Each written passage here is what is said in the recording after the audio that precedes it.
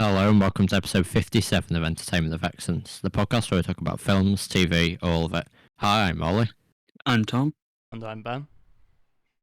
And today we're talking about the 1968 film 2001 The Space Odyssey. This will contain spoilers.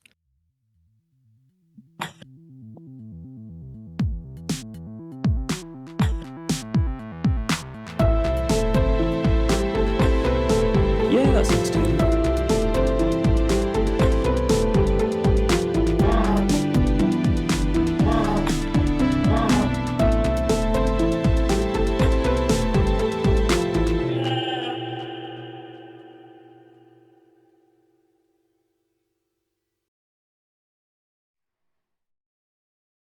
So 2001 is A year. it's kind of got like three sections. This is the plot summary. So the first about 20 minutes is the dawn of man. So it's kind of like the moment when the apes that evolved into humans learned to use tools. That's like a big thing. And also at the same time, a monolith appears in the area. Then the second section, it deals with he's like a politician of some kind, has gone to a moon base because a monolith has also appeared on the moon, and it seems to have changed like the magnetic field. That's kind of the only thing you learn about it in that section. And then the final section, which is the longest one, is a mission to Jupiter with the with a crew of two people that are awake, three people who are asleep, and there's the HAL 9000, which famously, gets a bit evil and then kills the three people that are sleeping, and ends up sending one of the awake people shooting off into space. And then the final one, David Bowman manages to shut down HAL 9000, and then gets to Jupiter where the last section happens. Yeah. I guess we'll talk about the last section later. Yeah. Fair enough. I mean, first off, I see what you mean about David Bowman sounding a bit like David Bowie. Yeah. A weird, funny coincidence. It's a bit spooky. I don't know if it. He was active before this. It's just because he did Space Oddity in like 1968 as well. Maybe you just saw the movie and was like, "Ooh, that sounds like my name. I'm gonna write a song about it." Also possible.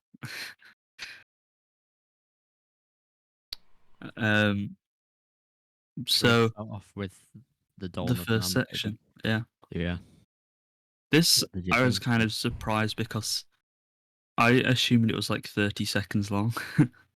Yeah, it went on a lot. I've only seen like the clip of the monkeys just going around the monolith, but it was actually 20 minutes. Oh, sorry, I'm getting a sore throat, I guess. But at first I was like, is this going to be a bit boring? Well, not the opening shot. The opening shot is really good with the famous music, and then the timpanis going boom, boom, boom, boom. With the it's like the sun, moon, and earth are all aligned. That looks really good. And then, so at first I was kind of bored by the monkeys, but weirdly, when it got to the bit where one of them picks up one of the bones and like uses it as a kind of hammer or club, that like just cinematic moment, it manages to be quite powerful somehow. Yeah, like it's able to. That ape's called Moon Watcher. Is able to like have quite a bit of development with just those apes, without obviously any dialogue, and it's able to like convey quite a bit about the impact that the monolith's having on these apes and sort of the way that it's. I know that as it goes on the monolith is kind of symbolizing the key moments in evolution almost, and that's definitely sort of a catalyst in the like the way that this, because before the monolith appears they all seem to kind of be a big community, but afterwards there's definitely kind of that rift appears in the sense of violence that begins to emerge, which I think is really like one of the most impactful moments I think in the film, and one of the most famous transitions. It did look a little bit clunky, but I mean that's sort of what you have to expect from 1968. But when he throws up the bone and then that spins around and transitions into like the satellite sort of thing, so it's like the two. It's like sort of the progression of weapons, I guess, being used, and like that parallel being drawn between the two like sections of the film. Yeah. I think what do you think of like the suits? Because it's kind of getting a bit aged now. I think the monkey costumes. See, the thing is, like, most of the film I thought has aged like really well, and like the special effects still look like really incredible today. But like, yeah, the monkey costumes are a bit 60s. Yeah, which is very sad. But the rest of it is great, and you get the first shot which comes up repeatedly of like from the bottom of the monolith looking up as the sun kind of goes over the top of it, which I assume means something. Yeah, and I think it's quite interesting that he decided to start. You know, if you're sitting down to watch a film called A Space Odyssey, you're probably not expecting it to start with something like this. But I think it is quite. I guess. I mean, it's a bit. He deliberately leaves it a bit ambiguous to what the themes are. I'm sure we'll sort of come on to that, but I do definitely think that what he sort of sets up in this opening is kind of consistent with what comes later on, but it's obviously in a very different setting.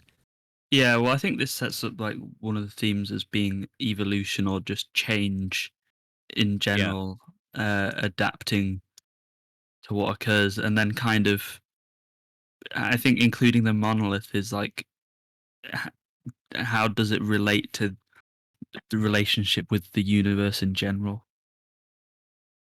Yeah.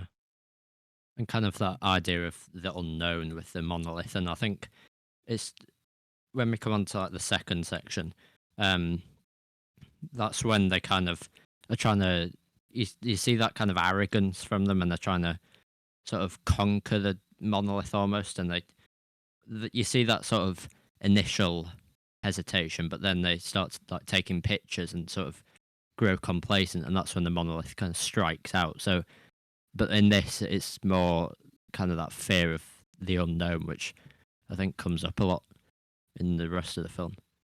Yeah.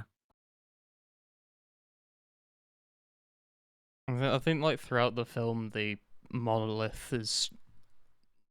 It's interesting how like at the start it appears to like the pre-humans, and they have no clue what it is, and they don't know how to react to it, and then it's shown like twice more in the movie, and each time in the different segment, like on the moon base, obviously technology's advanced so much, but people still don't know what it is. I'm too tired to think of a proper analysis of that, but I just think that's kind of cool. Yeah.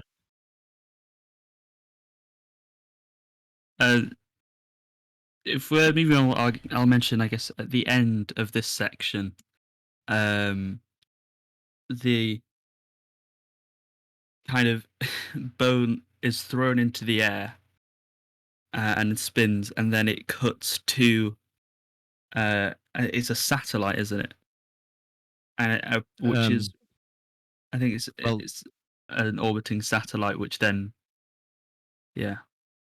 Well, I've watched Um, quite a bit of behind the scenes, and apparently, a lot of because it's quite interesting to hear about like how Kubrick approached the writing of this because he wrote it kind of in conjunction with Arthur C. Clarke writing the novel, and apparently they do vary quite a lot, but a lot of the stuff that was kind of omitted from the film was like narration and voiceovers, because apparently for each hour of the film he spent 1,000 hours writing, which is kind of weird when you think that the first like 20 minutes or whatever has no dialogue, and it's very like dependent on its visuals. But I think that something that kind of doesn't become that clear in the film, but it's something that he originally intended, was that I think the satellites are meant to be like nuclear deterrents, all from different countries. So that there's quite a bit of it. I know that like one of the interpretations is that it's kind of meant to be almost propaganda to kind of glorify space travel. So there's kind of a few undertones about Soviet American space race, but it doesn't really come through that clearly. mm. Yeah. But anyway, So, but I think that's one of the first match cuts to exist, from what I know, of the kind of two similar objects, the cut between them, which now you can probably you'll see a lot more often and is done with a bit more polish, but I think it was pretty revolutionary at the time. Mm. yeah, It's kind of So the yeah. standard now. You see it in virtually like every movie at least once. Yeah. But this next section, I think you have the thing of the monolith, but I think it's mainly to set up kind of the age of technology that the next section is set in. And also I think it's just kind of Kubrick just wants to look at like the beauty of some of the space age, with the like huge orchestral scores of as a spaceship like slowly docks at the station and things like that. That kind of score and used where it's almost like the spaceships are doing a kind of dance. Um, so there's a lot of long sequences of that to kind of bring out the beauty in it, I suppose. yeah. And I thought it was quite interesting that I thought in this sequence a lot of kind of the internal shots and the colours were quite sort of similar to some of his other films. Like they reminded me quite a bit of A Clockwork Orange, like the colour palette in the second sequence. And Yeah. I think, and also I think that like it did a quite interesting like ways of mirroring the like having symmetrical sort of cinematography in those sequences to kind of uh guide you where you're looking and like the different characters that are important in it, which uh well I'm sure we'll come on to this later on, but what did you actually think of the characters in this, or like like the acting? Because I know a lot of people have criticized it for being quite stale, but I think that what he's able to do is he kind of has that balance between the astronauts who are quite I guess emotionless, but I think they've kind of been conditioned to behave like that, and I think that juxtaposed nicely with the fact that you have this almost sentient artificial intelligence in Hal, which I think is probably meant to be more kind of humanoid and show more emotions than the actual human characters, ironically. Yeah. I didn't have a problem with any of the characters. I think it kind of interestingly showed the manipulation of What is the main guy in the second section who kind of talks about the monolith and lies to those scientists uh, uh, in the beginning? It's Like Floyd. the I don't know. I can't remember his first name. yeah, It's he, Hayward Floyd. is he like head of? What's he head of? I don't know. Head of He's space. he's like the, yeah he's in charge of space. Yeah. But it kind of shows his manipulative nature. Well, and just the politics that go into discovery. Like they kind of have to hide the monolith, which I guess is that fear of the unknown again, and tell everyone that it's actually the moon base is like cut off contact because of a disease outbreak. Hmm. I can Um, I can kind of see where he'd be coming from though, because like the impact that discovering what's essentially indirect proof of alien life, the impact that could have on the world would be like really just monumental, and you couldn't really predict how people were going to react. So I didn't necessarily see him as like a bad character. No. and you got to see some of his family as well. Yeah. They do like a they do a video call. They have a quick Zoom chat. That's actually Kubrick's daughter. Was it Yeah. crazy? Damn. I can't I believe the know. actor was noncing on Kubrick's daughter. um, yeah, it kind of this section also shows off a lot of the just technology they have. I guess like one thing that I thought aged badly was just, or it's like the only thing that aged badly is the lack of security at the spaceport. Oh yeah. uh, I was gonna say but technology they had the wise, voice it's recognition and oh tech. yeah, when he went on like the space shuttle, which was and also Pan American, which doesn't exist anymore, I don't think. But that it had like the screens in the seats where you watch films, Yeah. which are on planes now. I was I like, know. whoa. And they did. It's got really good effects in this section of like the um where there's zero gravity. That looks cool. I think so. Spinning corridors are used because some of the it's like the air hostesses have grip shoes, so they kind of walk up the side of walls. Yeah. And with the zero gravity stuff, apparently they actually filmed it like so.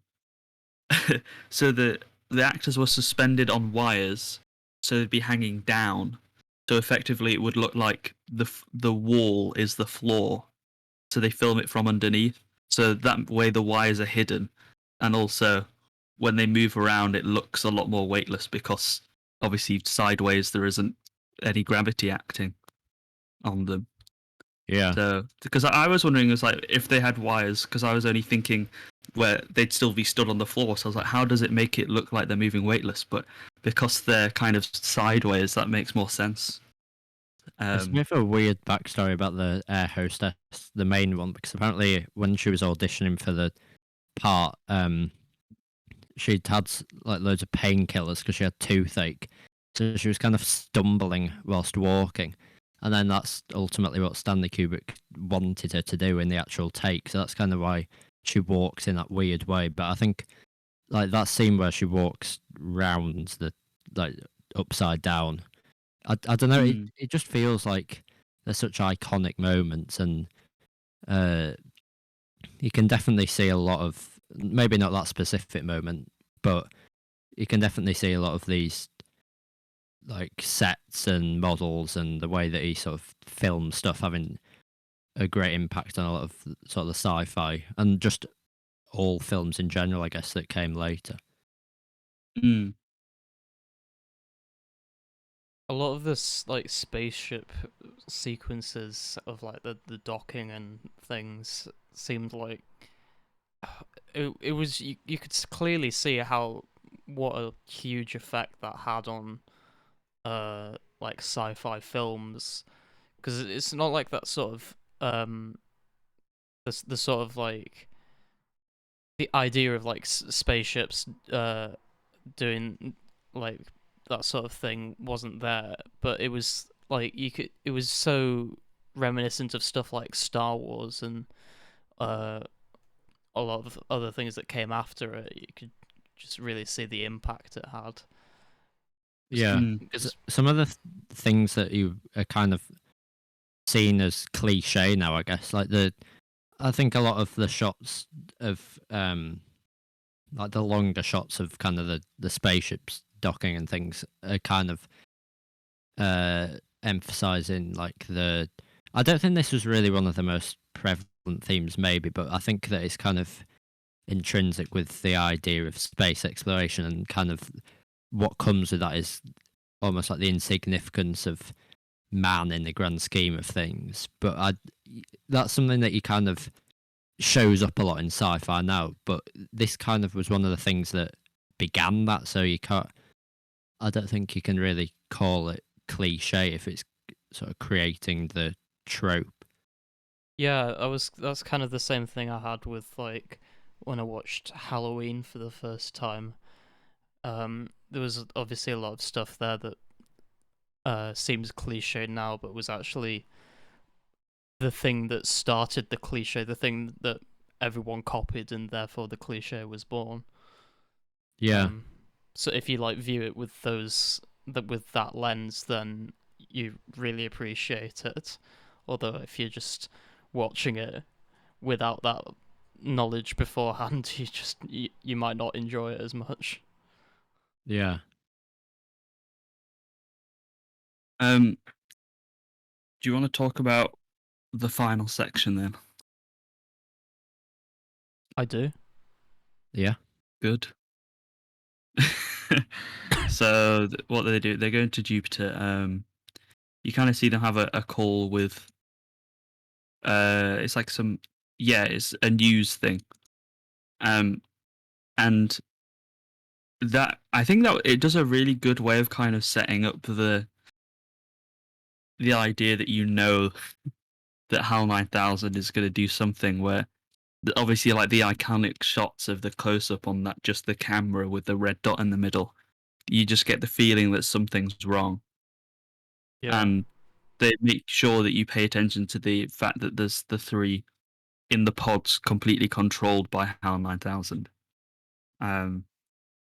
So it just really good at setting loads of stuff up, and all the effects in this section again are really good, like with the pods going outside to fix things, and the bit where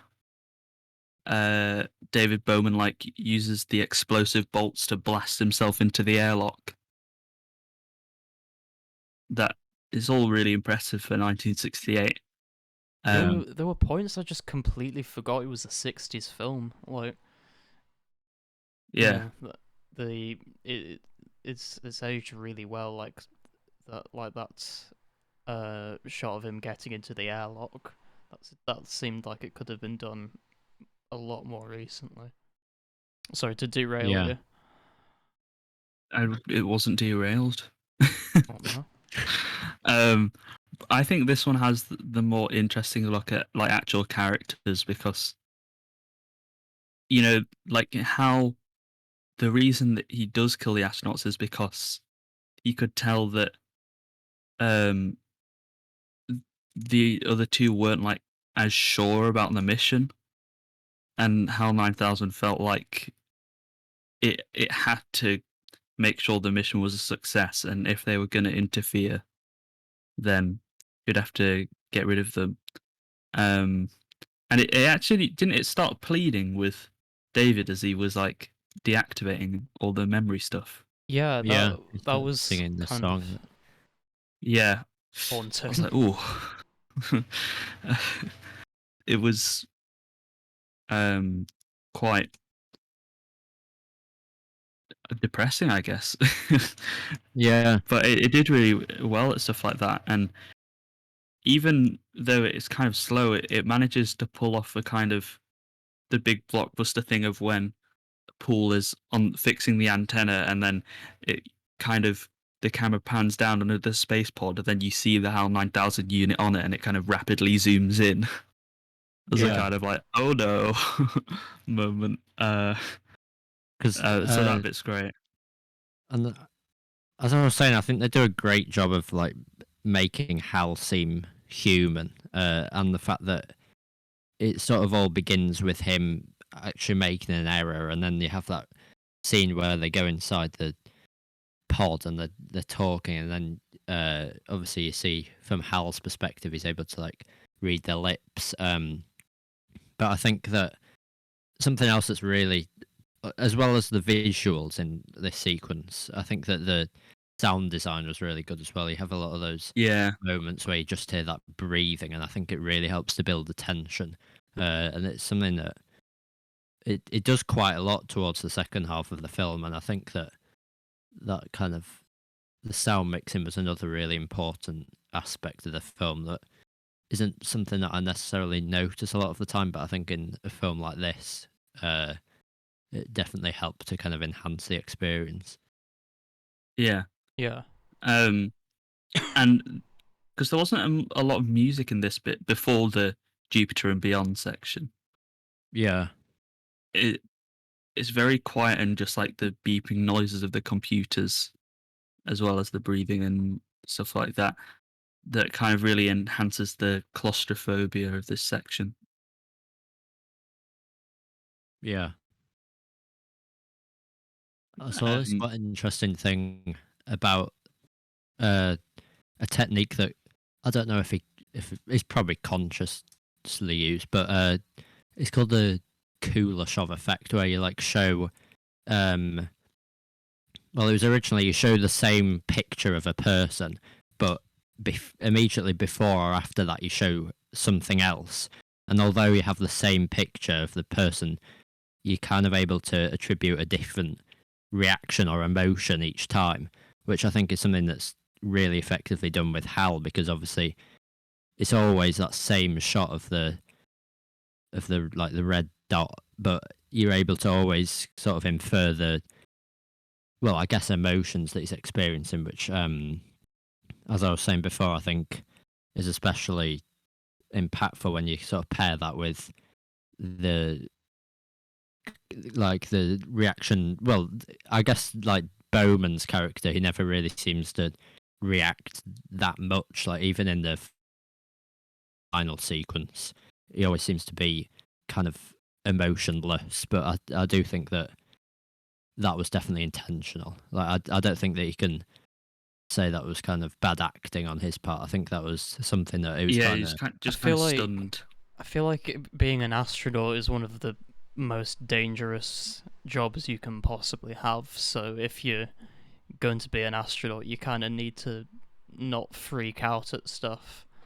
So yeah, I agree. I don't really think that was an issue with acting. I think that was just how the character be.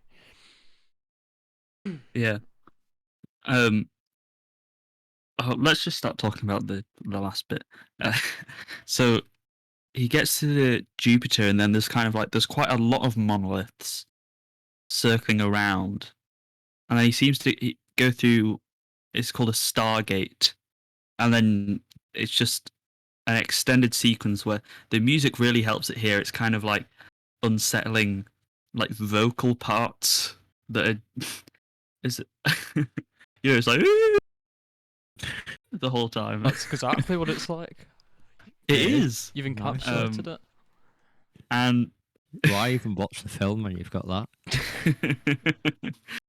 And it's just you've got like all the colours that like go past, and then it's got altered shots of like landscapes and weird like liquid type stuff, and constantly going back to David Bowman's face as he goes through this Stargate. And I think it's long. It's quite long, not because it's not really about like the plot. It's not making you want to go like, oh, what's going to be then. It's just kind of like you're experiencing it there with David, and kind of the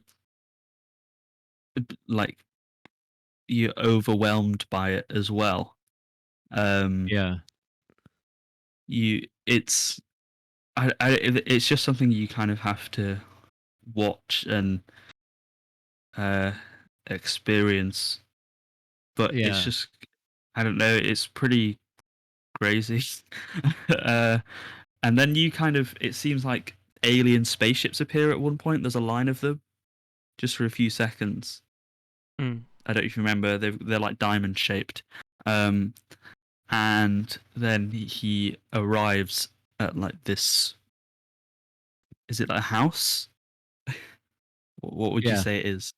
And Well, just it's quickly about that sequence, I think that it's so like mesmerizing and kind yeah. of something that is so unique to this film. But I think because when the film first came out, I think quite a few of the contemporary critics were quite dismissive of it and kind of called it a bit boring, I guess. But which I don't agree with, because I think it always, apart from maybe the middle section, I'd say that was the bit where I was the least engaged. But I think that the first part and then the part as soon as like they go to the Jupiter mission, I think that's all really interesting. And this sequence is, I mean, it's basically just like an acid trip. Mm, Because I think that it did kind of start to become associated with sort of drug use, maybe this part. But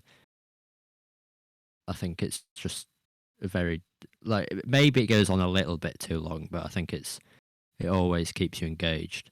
yeah, with just kind of, I think it really helps having cut with it with the just really close ups of David's like eyeball and his Yeah, pupil. Like, well, every time he blinks, it changes color. So you kind of also get to see him taking it all in. Um, that's really cool as well. Uh, but yeah, then he arrives in this kind of house thing, and it's a thing of, it seems where he'll look at someone, and it seems to be an older version of himself, and then we end up moving to that perspective, and then they look at an even older version, and then it keeps going. And there's one of them is like eating at a table and then kind of knocks a glass off, which then shatters, which there's a close up shot of, which probably means something, but I don't know what. Does anyone know? No. Either of you two have an idea? I mean, Let's just say no. No. no, not really.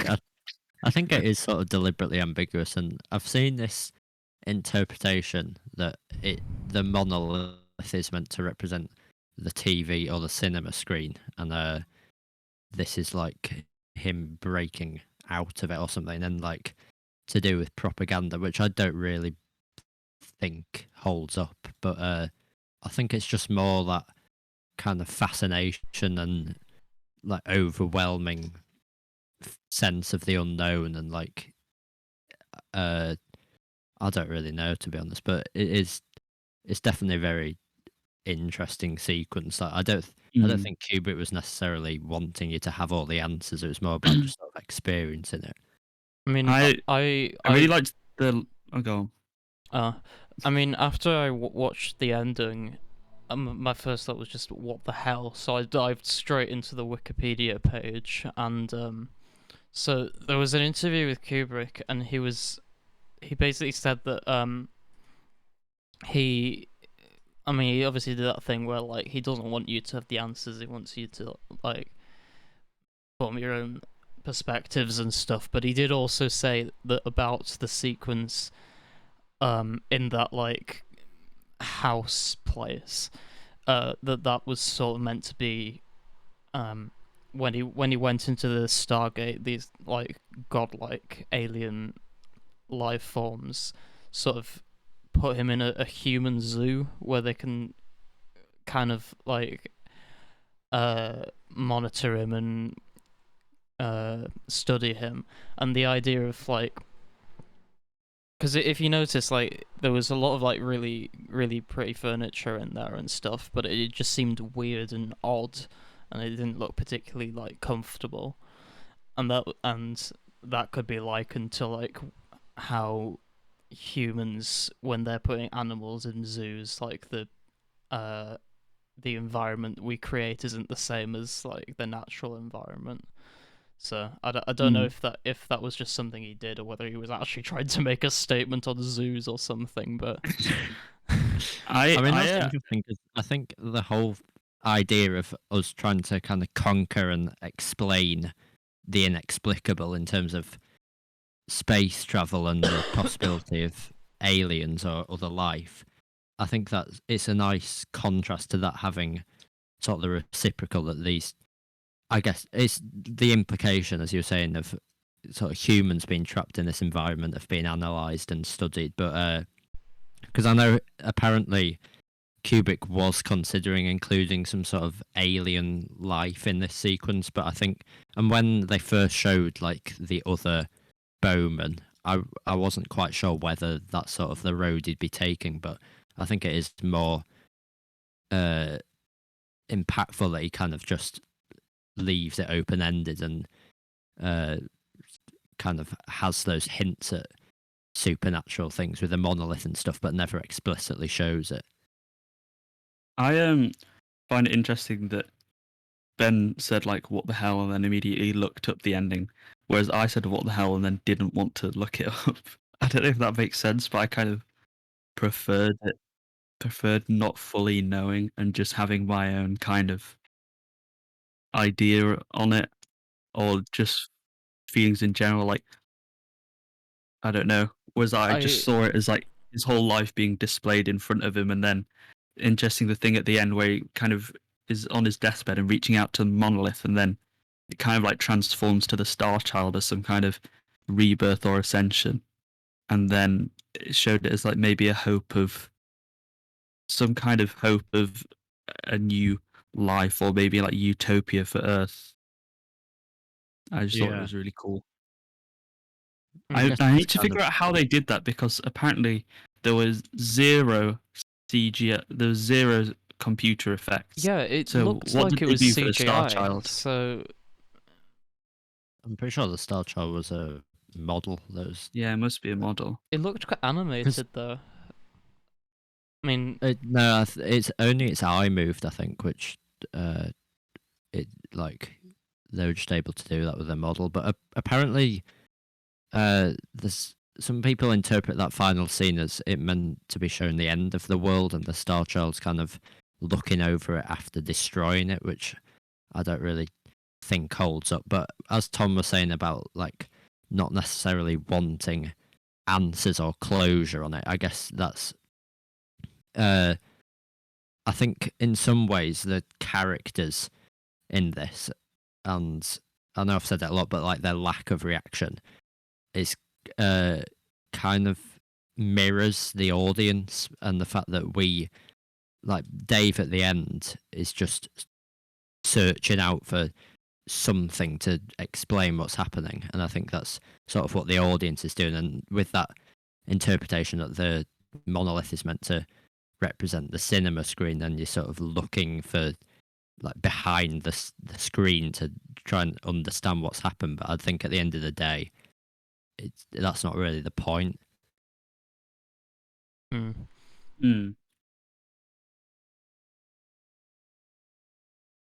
Yeah, I yeah, just cool. reached out to the Wikipedia page because I'm too tired to critically think about my own opinion. I kind of did the same. So. Give me the answers now. Right now. Oh, it's made from fiberglass, the Star Child, and was given a mechanism for eyes. Oh, the fiberglass kind of explains it. Yeah, when I said it was like animated, I meant like CGI. So I could see how that would create a similar effect. Yeah. And it's actually a prop that survived from the film. So. Oh, is it like on display? You can find it. Yeah, I think it is. Apparently, Kubrick tried to destroy most of the props and models after filming, so no one else could use them. But a few of them have been found and stuff.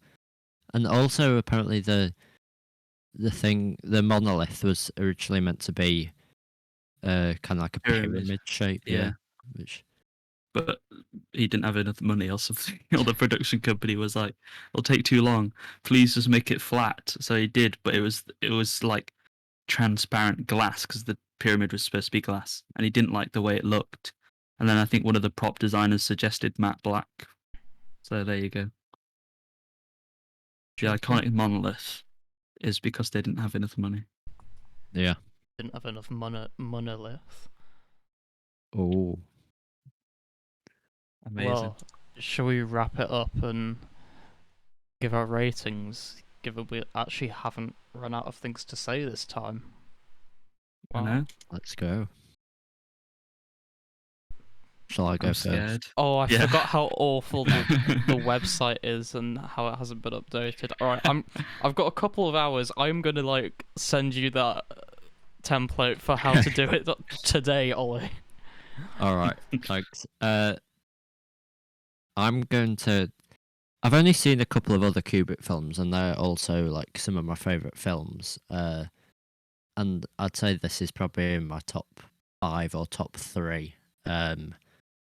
Just because of how thought-provoking it is, and yet how sort of minimalistic it is, and how impactful like the sound design is, the cinematography, the like the images and the music and stuff. So I'm going to give this a 9.1. Oh, is that our first 9? Damn. I think it is, yeah. Well, I remember watching this, and then I was just so blown away that I can kind of excuse all like any problems with the effects and stuff, and like it holds up so well. It's so impactful, and the ending is still like out of this world. And it's just a truly crazy experience, and I think it might be my favorite film of all time. So I'm gonna give it a 10. Perfect 10. Oh my god. I know. Damn. Alright. So we've got a 9.1 and a 10. 5. Is that what you're gonna give? I'm gonna give it a -10. That still gives it a pretty good rating of 9.1. No, that's not how it works. That's not I don't how know it works. Wait. No, 9.1 divided by 3. I'm silly. I'm gonna give it a whatever it needs to get it to a perfect 0 on average. No. Oh, okay, well, as you've said, I think it's aged incredibly. It's the special effects are so much better than stuff even in like the 70s and the 80s, and like I guess that has partially to do with budget, but also I guess like the thought and like everything that just went into it. I'm gonna give it a 9, and I'm trying to work out the point. Oh. You know what? I think my rating was a little bit harsh, so I'm going to up it to a 9.5. If I'm There we allowed to go. do that. I'm So, reluctant There to you give go, it a Ben. 10 What are you going to do? because what if I like a film more than it? Am I going to have to go into Too the bad. 10.1? And then that completely invalidates the whole rating system.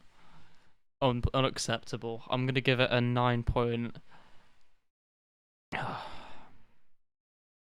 I'm gonna go 9.5 because I feel like if I'm too specific up on like a range where we've got no other films, then when we start Yeah. placing films around it, it will just be like, oh, why is this a 9.7? It'll be.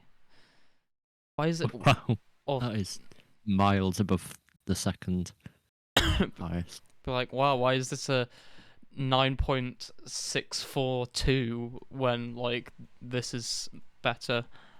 I don't know. But damn, Guys, we did it. We did something other than a 7 for we've one. officially knocked Blade Runner out of first place. We have. Well, Kubrick has, I guess. And Well done, Kubrick. see, I kind of see that now because like it's weird comparing it to individual films on this list, but like I did I didn't necessarily enjoy it more than Blade Runner, but I feel like I appreciated its like I appreciated it more. So that is cool. Right, before Tom speeds off with his recommendation, we have a submission spotlight. I wonder who submitted it. Oh, it's us. We're that desperate. We're submitting our own media. And so, all three members of us, are in a band called Mood Organ. And we released a single. So, check it out. Yeah. Yeah. Alright, Can you next. say what it's called? No. It is called Brain Tourist. It's a weird indie alternative rock, I guess, infused with like prog and blues, and I don't know what the hell it is. No one seems to know what the hell the genre is. It's in a awful time signature. It's it's heckin' 5/4 for 7 bars and then 6/4 for 1 bar. Thanks, Tom. Yeah. And it's You're welcome. the lyrics are based on a conversation I had with the singer of at 3 a.m. and both of us were completely sleep deprived, so there's sort of a bit of wacky stuff in there. And we're releasing an EP. Film. Yeah. In fact, I'll say that this is directly comparable to 2001: A Space Odyssey. Yeah. Releasing an EP called Slight Seeing on July the 23rd. If that is something you're interested in, there'll be a link in the description. If it's not something you're interested in, then absolutely fair enough. You're always welcome here on the podcast, even though we'll hate you.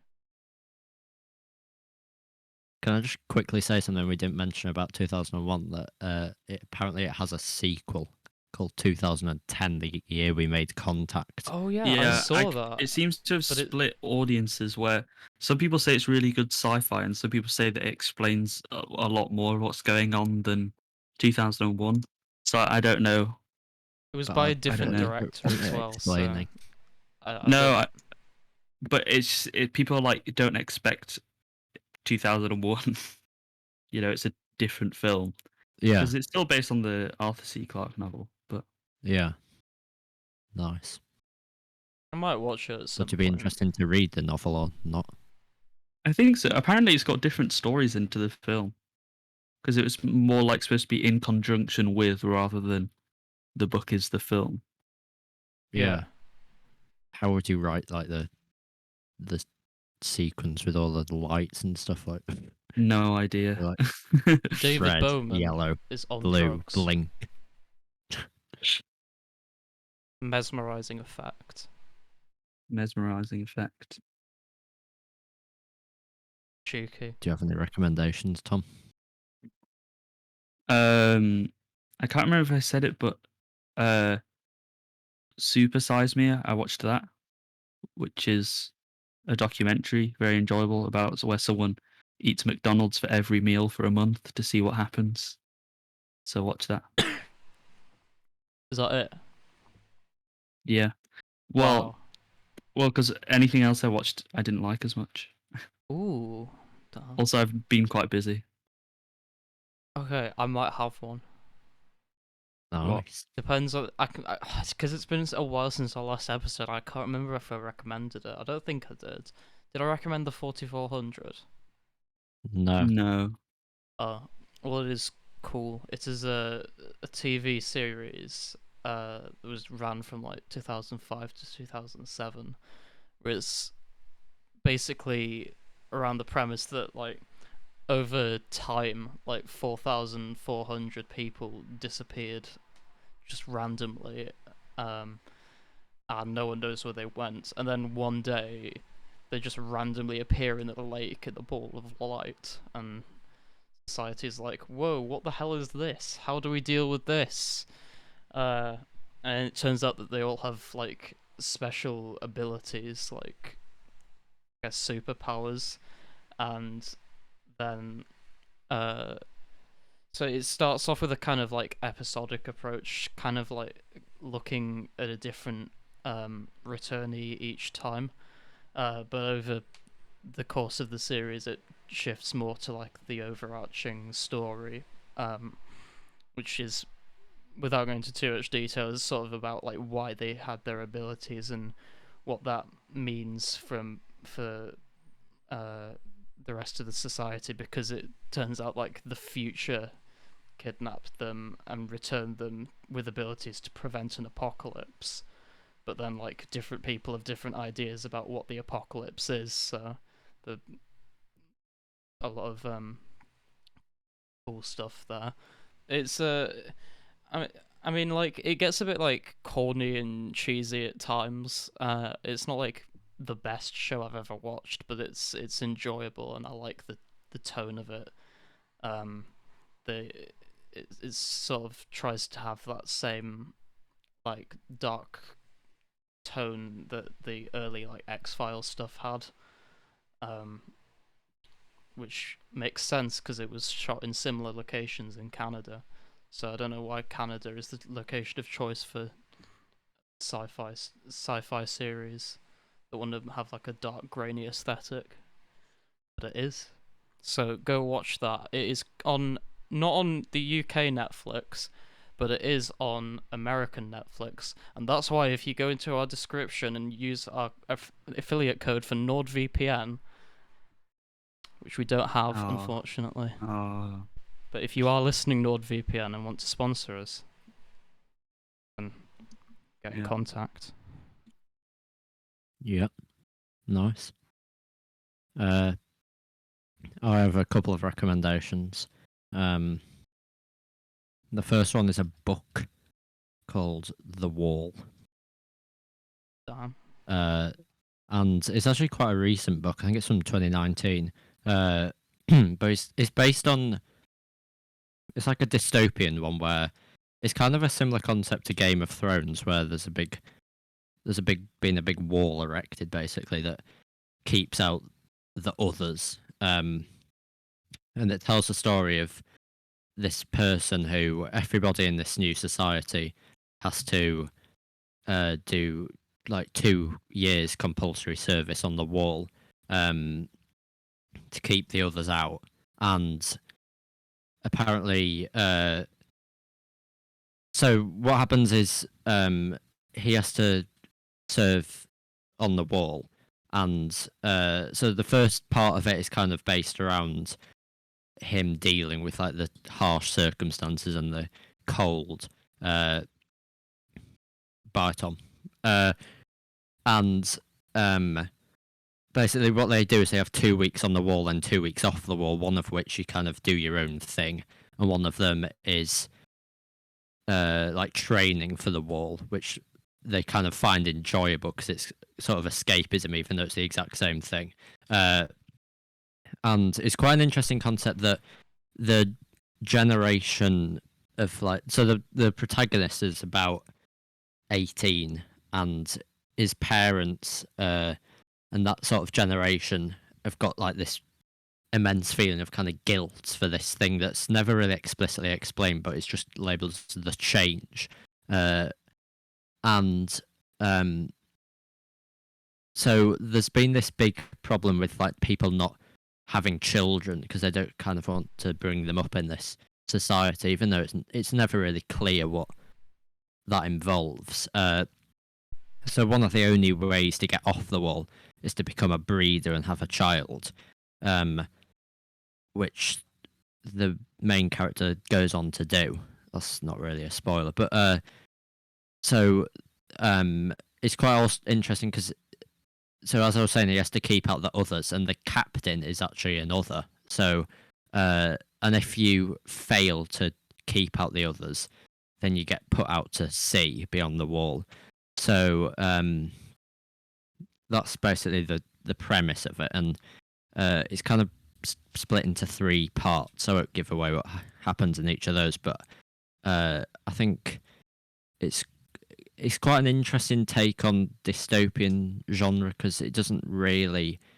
It's never really clear whether this situation is kind of just a method of control by authority, I guess, because if the others do come over the wall, they don't actually survive that long. They either die because they don't have these chips that are kind of essential to live, or they become help and they basically look after the more wealthy people in this society. So it's quite interesting kind of seeing that disparity between the intentions of like the authority and the people in power, and then just these regular people who are having to do the service on the wall. So that's my first one, and then the second one is a Netflix show. It's called Lupin, and I think it's quite popular at the moment because the second season's just come out, and both the first two seasons have actually both come out this year, and so it's based around a French series of books where the Lupin character, I think, is kind of the equivalent of kind of a Moriarty figure in Sherlock. He's like this. I'm not really sure if evil genius would be the right word, but he's like called the gentleman burglar. So in the show, it kind of subverts that a bit because the main character isn't actually Lupin. He's just somebody that was brought up really enjoying the books.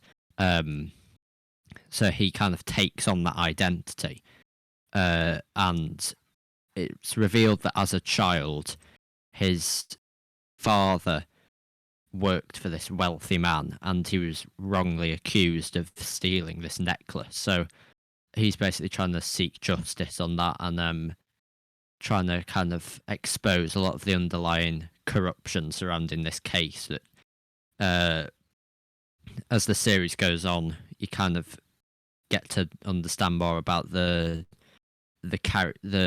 wealthy person that framed this, but also like the police officer that was kind of bribed this other journalist who's trying to also expose his kind of corruption and embezzlement and stuff.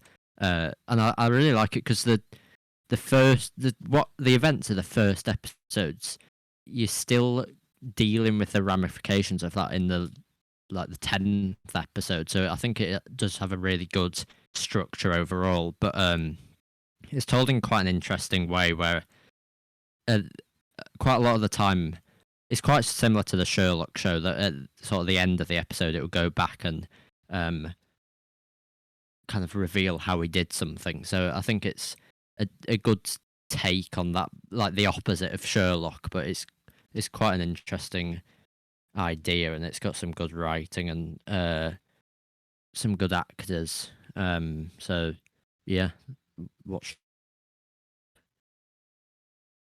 Groovy. Well, what are we doing next week? Well, I mean, I think we said we were going to do American Graffiti for this episode, but then we didn't, so Yeah. we might as well do that next time. Alright, tune in next week for American Graffiti. Well, hopefully next week. Yeah. We haven't been historically very good at keeping up consistent week by week episodes, but No. hopefully it will be next week. And hopefully we haven't lost all our listeners. Although I wouldn't be surprised if we did, given the way that they fluctuate. The last two episodes haven't done that well on YouTube, at least. But we have hope.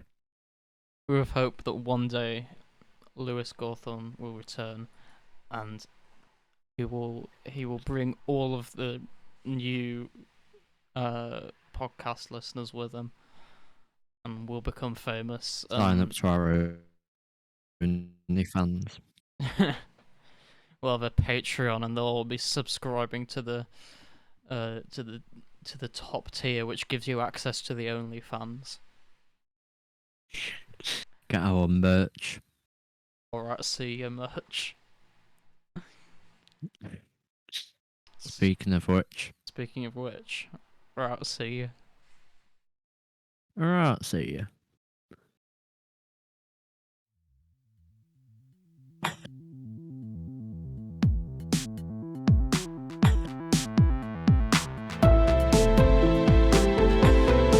Yeah, that's entertaining.